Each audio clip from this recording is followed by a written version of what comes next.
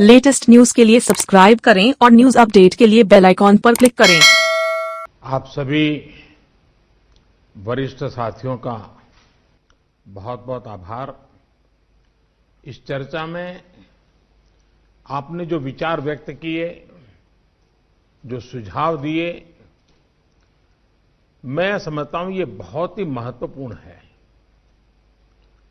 Vaccine को लेकर जो विश्वास इस चर्चा में नजर आया है, वो कोरोना के खिलाफ देश की लड़ाई को और मजबूत करेगा।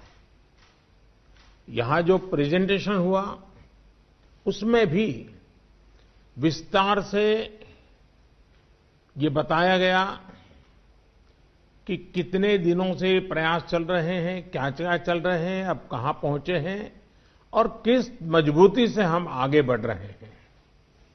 साथियों, इस बारे में बीते दिनों में मेरी सभी राज्यों के मुख्यमंत्रियों से भी लंबी बात हुई थी। टीकाकरण को लेकर राज्य सरकारों के अनेक सुझाव भी मिले थे। कुछ दिन पहले मेरी मेड इन इंडिया वैक्सीन बनाने का जो प्रयास कर रही वैज्ञानिक टीमें हैं, काफी देर तक उनसे बहुत ही सार्थक मेरी बातचीत हुई है। वैज्ञानिकों से भी मिलने का मौका मिला है और भारत के वैज्ञानिक अपनी सफलता को लेकर बहुत ही आश्वस्त हैं। उनका कॉन्फिडेंस लेवल बहुत ही मजबूत है जी।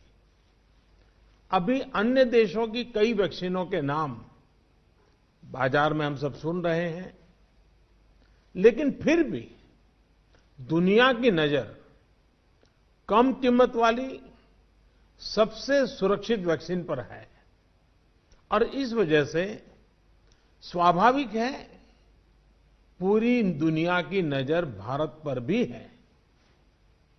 अहमदाबाद, पुणे और हैदराबाद जाकर मैंने ये भी देखा है कि वैक्सीन मैन्युफैक्चरिंग को लेकर देश की तैयारियां कैसी हैं। हमारे भारतीय manufacturers, ICMR, department of biotechnology और ग्लोबल इंडस्ट्री के अन्य दिग्गजों के बहुत ही संपर्क में रहकर के तालमेल के साथ काम कर रहे हैं।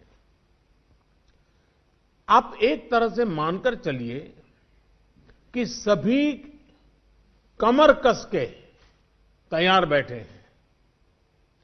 करीब करीब 8 ऐसी संभावित वैक्सीन है जो ट्रायल के अलग अलग चरण में और जिनकी मैन्युफैक्चरिंग भारत में ही होनी है। जैसा यहां चर्चा में भी बात आई, भारत की अपनी 3 अलग अलग वैक्सीन का ट्रायल अलग अलग चरणों में है।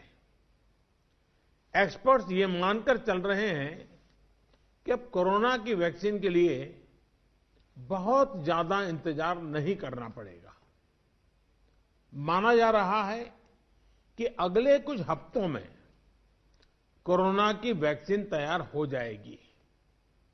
जैसे ही वैज्ञानिकों की हरी झंडी मिलेगी, भारत में टीकाकरण अभियान शुरू कर दिया जाएगा। टीकाकरण के पहले चरण में किसे वैक्सीन लगेगी, इसे लेकर भी केंद्र सरकार राज्य सरकारों से मिले सुझावों के आधार पर काम कर रही है।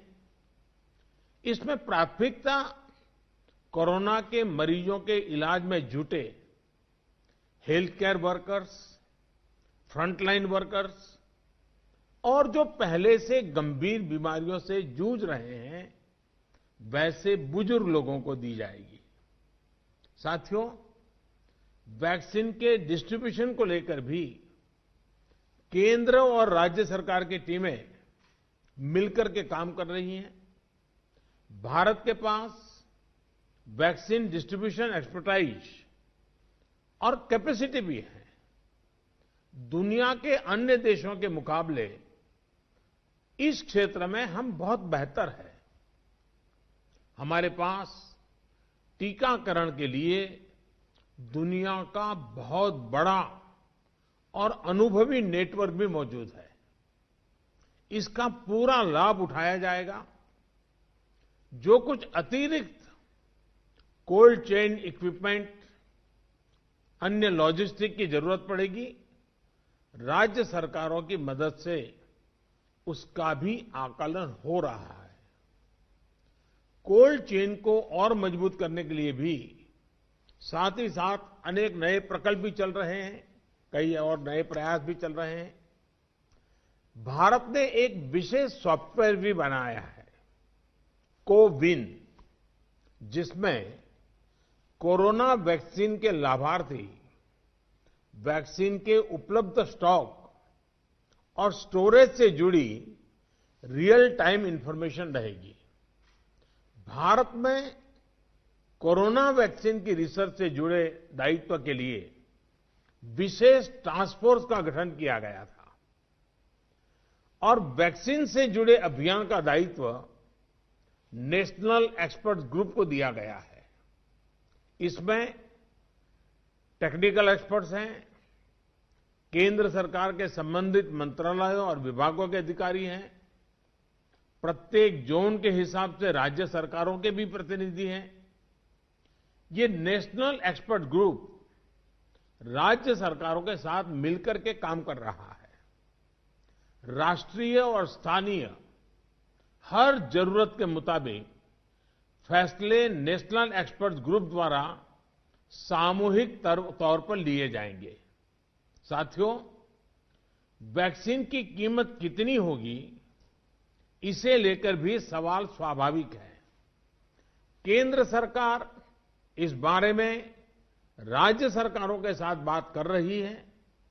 वैक्सीन की कीमत को लेकर फैसला जन स्वास्थ्य को सर्वोच्च प्राथमिकता देते हुए किया जाएगा और राज्य सरकारों की इसमें पूरी सहभागिता होगी। साथियों, एक राष्ट्र के रूप में भारत ने जो फैसले लिए, जिस प्रकार भारत ने तेजी से वैज्ञानिक तरीकों को अपनाया, उसका परिणाम आज दिख रहा है। भारत आज उन देशों में है जहां पर प्रतिदिन टेस्टिंग बहुत ज्यादा हो रही है। भारत आज उन देशों में है जहां पर रिकवरी रेट भी बहुत ज्यादा है। भारत उन देशों में भी शामिल है जहां पर कोरोना की वजह से होने वाली मृत्यु दर इतनी कम है। भारत ने जिस तरह कोरोना के खिलाफ लड़ाई को लड़ा है, वो प्रत्येक देशवासी की अदम्य इच्छा शक्ति को दिखाता है। विकसित देशों, अच्छे मेडिकल इंफ्रास्ट्रक्चर वाले देशों की तुलना में भी भारत ने इस लड़ाई को कहीं बेहतर तरीके से लड़ा है और अपने ज्यादा से ज्यादा नागरिकों की जान बचाई है। हम भारतीयों का संयम, हम भारतीयों का साहस, हम भारतीयों का सामर्थ्य इस पूरी लड़ाई के दौरान अतुलनीय रहा है, अभूतपूर्व रहा है।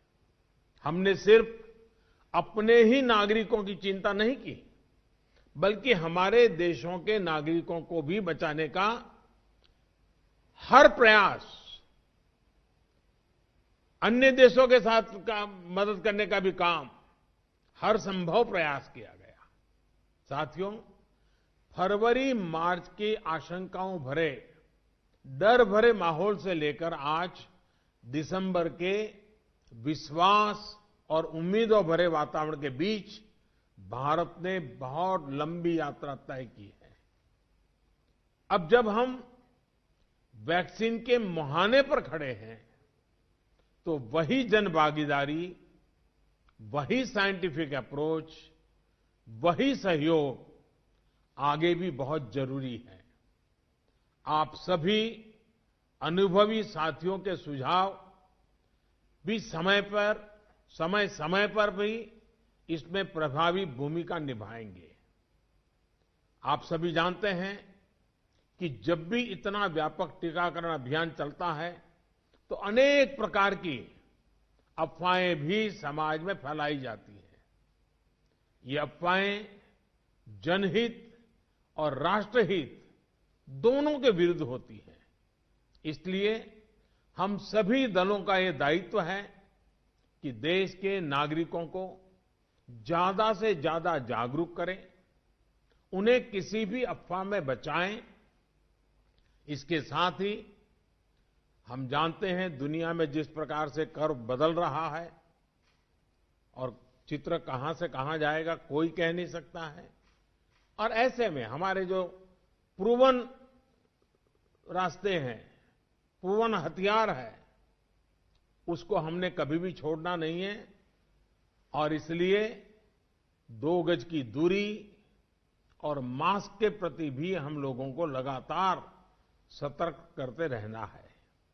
देश ने अब तक जो प्राप्त किया है, किसी भी तरह की लापरवाही उसे नुकसान पहुंचा सकती है।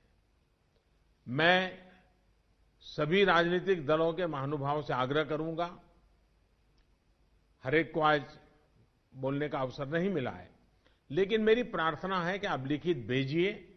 आपके सुझाव बहुत काम आएंगे, आपके सुझावों को गंभीरता से लिया जाएगा और योजना में वो भी बहुत पूरक होंगे। इन सभी आग्रह के साथ मैं आज आप सभी का बहुत बहुत आभार व्यक्त करता हूं। आपने समय निकाला, बहुत बहुत धन्यवाद।